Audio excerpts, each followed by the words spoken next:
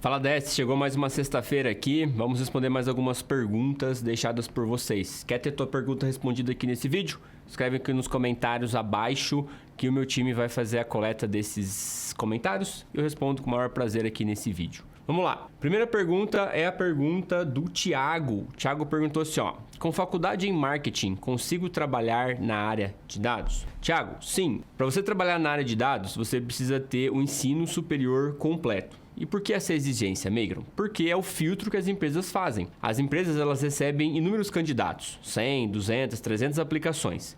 E tem que fazer uma escolha entre elas. Só que para você fazer a escolha, você não consegue analisar individualmente essas centenas de aplicações. Você precisa de alguns critérios. E o primeiro critério que as empresas consideram é se você avançou os seus estudos. Se você saiu ali do ensino médio e foi para a faculdade. Apesar de que talvez você não tenha aprendido nada na faculdade, porque você colou, não foi nas aulas, não levou a sério, pelo menos é um indicador de que você foi além do que o ensino médio. Então, esse primeiro critério barra muitos candidatos. Quando você tem esse critério cumprido, que é um bacharelado, ou uma graduação em qualquer área, você consegue passar desse filtro. E aí, passado esse primeiro filtro, o segundo é se você sabe realmente resolver problemas com dados. E aí vem a sua formação. Marketing vai te ajudar? Vai. Talvez vai te ajudar com conhecimento de negócio, vai te ajudar com conhecimento específico, que no caso é marketing, então você pode trabalhar como cientista de dados em marketing, que aliás, grande parte da minha carreira foi trabalhando em marketing. Então, eu trabalhei muitos anos com projetos para marketing, tá? Então, eu tive que fazer o contrário, Tive que aprender sobre marketing para poder fazer os meus projetos. Nesse caso, você vai ter mais facilidade, mas nada impede de você trabalhar em outras áreas como cientista de dados, como financeiro, produtos, desenvolvimento e assim por diante, tá bom? Então, um ensino superior completo é o mínimo exigido para você passar dessa primeira barreira. Você passar realmente, ter a sua candidatura considerada para os processos seletivos. Bom, segunda pergunta aqui é do Mai Aleandrade. Sou formado em Direito. Qual plano de estudo você recomendaria para quem deseja iniciar na área de dados para se formar um cientista ou um analista de dados? É muito legal o pessoal do direito vindo para a área de dados, porque lá na comunidade DS, na minha escola, a gente tem 4 pessoas que são do direitos. Duas estão estudando e as outras duas já estão empregadas. Um está trabalhando com outra coisa, foi trabalhar com ciência de dados numa consultoria, e tem um outro que está fazendo projetos no direito usando dados. E os outros dois estão estudando. Então é legal ver essa movimentação das pessoas que vêm de outras formações para a área de dados, porque realmente, primeiro, que a gente está precisando de muitas pessoas boas para trabalhar, e é sempre legal que uma pessoa de fora da área, ela traz uma visão muito mais rica para a empresa. Então, nas empresas que eu trabalhei, em um time específico, eu trabalhava com outras pessoas que eram formadas em economia, tecnologia, TI, tecnologia da informação, e formado também em biologia e relações internacionais. Então era um time muito diversificado, era muito legal ter discussões com essas pessoas, tá? Com relação ao plano de estudos, eu tenho 2 vídeos aqui no canal que fala especificamente sobre isso. Um eu desenhei um plano de estudos para cientista de dados e no outro eu desenhei um plano de estudos como analista de dados. Eu não vou explicar aqui os detalhes de cada um deles porque tem um vídeo falando só sobre isso. Eu vou deixar aqui nos comentários. Meu time vai anexar aqui nos comentários para você depois assistir com calma. Lá tem a recomendação das disciplinas para você seguir, tudo cronometrado dentro de um tempo que você vai levar para concluir cada uma delas. Então, assiste os 2 vídeos lá, tem muito mais detalhes do que eu só falar aqui para você. Bom, terceira pergunta do Leonardo Félix, 5981. Em quanto tempo dá para ser cientista de dados estudando 15 horas por dia? Bom, Leonardo, esse ritmo, primeiro que eu acho que você não consegue manter esse ritmo por muito tempo, a não ser que você for muito disciplinado. Eu acho bastante difícil 15 horas por dia estudando. Você precisa de tempo de lazer, você precisa de tempo de alimentação, você precisa ir numa academia, você precisa ter outras atividades que vão fazer o seu estudo render mais. Se você faz atividade física, você tem menos dores nas costas para ficar muito tempo sentado. Se você tem uma boa alimentação, você consegue fazer o teu corpo funcionar melhor, você consegue raciocinar melhor. Se você tem outras atividades, elas acabam distraindo, digamos assim, o seu cérebro e não fritando ele. Lembra-se que a gente tem uma capacidade máxima, assim, você chega num certo limite de estudo, que é onde você não absorve mais. Então, primeiro, eu acho que você precisa tirar um pouco dessa ideia de ficar 15 horas por dia estudando, tá? Segundo, as pessoas, né, na comunidade DS, nessa escola EAD onde eu sou professor, elas entram no mercado em média 10 meses estudando 14 horas por semana. Então eles estudam 2 horas por dia, no sábado ali mais algumas horinhas, dentro de um cronograma tudo estruturado para eles, com tutores para ajudar nas dificuldades, monitores para tirar dúvidas técnicas, com eventos para eles fazerem networking, né, parcerias com empresas para facilitar essa entrada.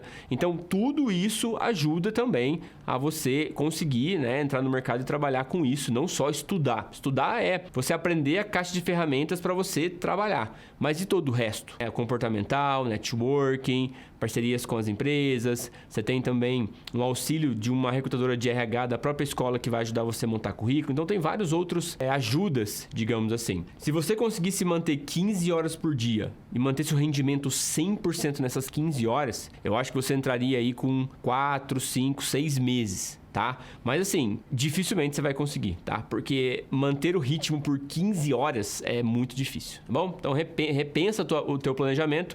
Você parece ser um menino novo, então não tenha pressa. Por que pressa? A gente tem que construir as coisas e a construção leva tempo. E o tempo faz parte do que a gente tem que aprender. Ter paciência e usar o tempo a nosso favor, certo? Próxima pergunta aqui é a pergunta do Felipe Ribeiro, 4152. Felipe perguntou assim, ó, top, na comunidade DS tem aula ensinando a fazer esse tipo de teste com Python e análise preditiva? Felipe, na formação profissional em ciência de dados, todas as disciplinas elas se voltam para essa análise preditiva, ou seja, fazer previsões, criar cenários futuros, né, entender a probabilidade de algo acontecer. Porque ciência de dados, no fundo, é isso. É você criar cenários futuros para que as pessoas possam tomar decisões no presente e fazer com que esse futuro aconteça. Se eu estou prevendo que a gente não vai bater a meta, o que eu tenho que fazer hoje para que essa previsão ela mude e eu consiga realmente bater a meta? A pessoa gerou um boleto, qual é a chance dela realmente realizar um pagamento e não só gerar um boleto porque ela está segurando uma peça no meu estoque? Então, ciência de dados é sobre construir esses cenários futuros. Então, toda a formação profissional em ciência de dados da escola é voltada para isso, né? Não tem para onde fugir. E com relação a esse teste, eu assumo que você está falando de teste AB. Aí a gente também tem uma disciplina, mas é na formação avançada, de ciência de dados, onde a gente trata sobre algoritmos avançados, sobre técnicas avançadas, sobre métodos avançados, linguagens de programação como R, por exemplo. Nessa formação avançada de ciência de dados, aí a gente tem teste ABN.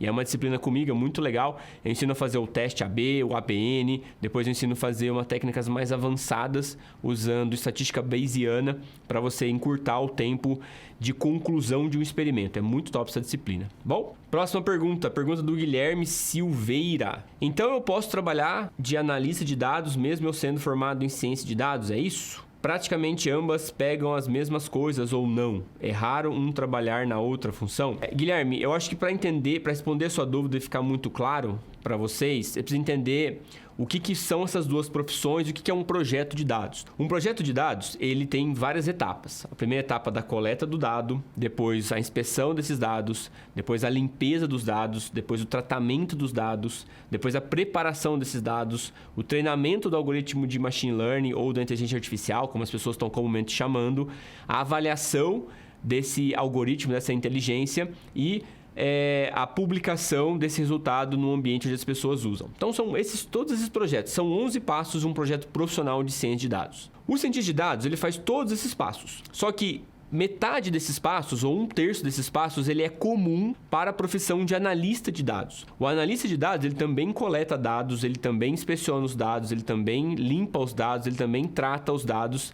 E aí, só que o resultado final do analista é você gerar insights para que essas informações sejam utilizados pelas pessoas para tomar decisões estratégicas. O cientista, ele continuaria essa parte, ele prepararia os dados, treinaria os algoritmos, avaliaria o algoritmo, publicaria esse algoritmo.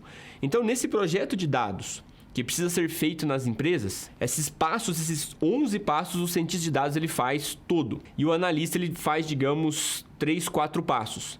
É por isso que essas profissões elas parecem ser confusas, porque a parte inicial do projeto ela é igual, mas só que ela tem objetivos diferentes. O cientista ele busca prever o futuro, criar cenários futuros, criar probabilidades de algo acontecer. O analista ele visa explicar o que aconteceu, descrever o que aconteceu, diagnosticar por que diminuiu, por que aumentou e gerar algumas insights para as pessoas tomarem decisões. Então são propostas de trabalho diferentes, que num primeiro momento, no início, são comuns aos dois. As caixas de ferramentas dos dois também são comuns, porém o do cientista tem coisas mais avançadas, que realmente é necessário para que ele faça essas previsões futuras. No dia a dia de trabalho, você não vai, como cientista de dados, ficar o dia inteiro fazendo algoritmos de inteligência artificial para prever o futuro. Na verdade, tanto o analista quanto o cientista, quanto qualquer outra profissão, a sua principal função é resolver problema. Você tem que resolver os problemas. E muitas vezes os problemas você resolve com análise. Outros problemas você resolve com algoritmos. Então, depende do problema que você tem na mão, você escolhe a ferramenta melhor para você resolver aquele problema. Então, o analista, ele trabalha com análises, mas ele não faz previsões de algoritmos futuras. Já o cientista, ele também faz análises, mas ele também cria cenários futuros. É por isso que o cientista pode trabalhar como analista, mas o analista não consegue trabalhar como cientista. Quando a empresa ela é pequena, geralmente você acumula essas funções. Então, o cientista de dados faz toda essa etapa.